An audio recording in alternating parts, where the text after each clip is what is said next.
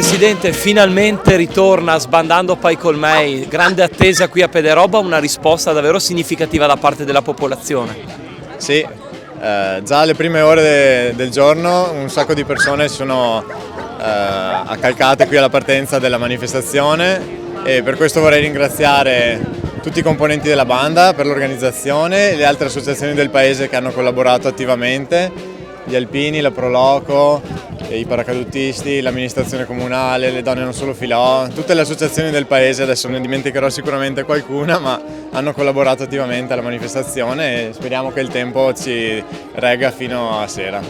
Ecco, ricordiamolo, si tratta di un itinerario gastronomico davvero particolare per i luoghi più suggestivi della vostra comunità. Sì, ci sono 4 tappe con la possibilità di consumare specialità della zona, quindi dagli gnocchi a ragù di cinghiale allo spiedo, lo spezzatino di cinghiale, il formaggio fuso e c'è questo percorso libero lungo il paese di una decina di chilometri.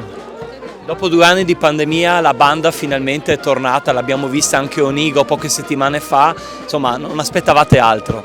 Sì, abbiamo fatto il concerto di primavera la settimana scorsa, adesso un gruppetto di noi suona, qui è già la partenza e gli altri sono impegnati nelle varie tappe. E allora possiamo dirlo, buon Sbandando Pai col Mei! 15ª edizione.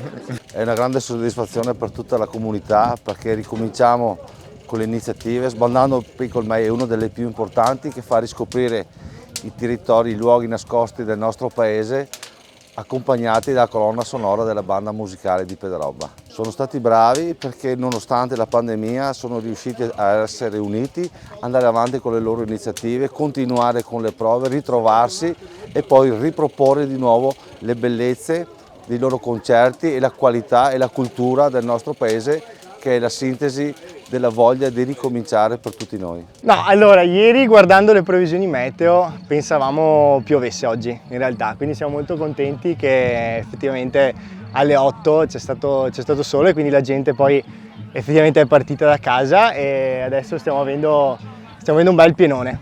E che cocktail aperitivi state preparando? Allora, la tappa Spritz facciamo Spritz Aperol, Spritz Campari e poi ci sono anche gli analcolici, aranciata, Coca-Cola, gingerino oppure acqua. E a chi non è venuto oggi a Pederobba che cosa diciamo? A chi non è venuto oggi a Pederobba diciamo che sono persi una bellissima giornata al sole, alla natura, in mezzo a bellissima gente. E viva Sbandando Pai col Mei! E viva Sbandando!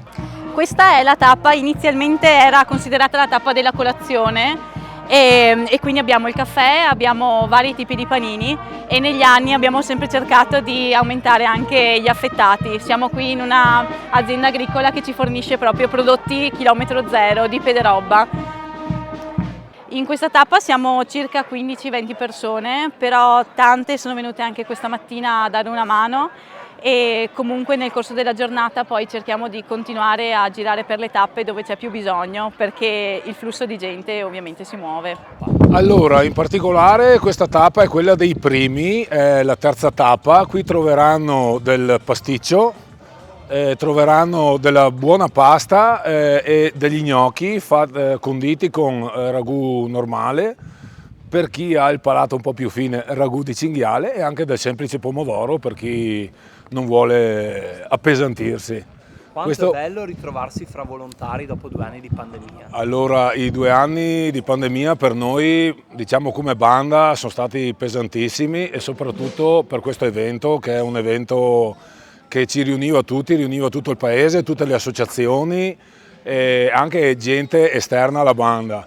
Ritrovarsi adesso è veramente importante per noi come banda, è bellissimo moralmente, ci dà tanta gioia e penso che anche per il paese sia una cosa molto importante da rivivere dopo 2 anni. Insomma.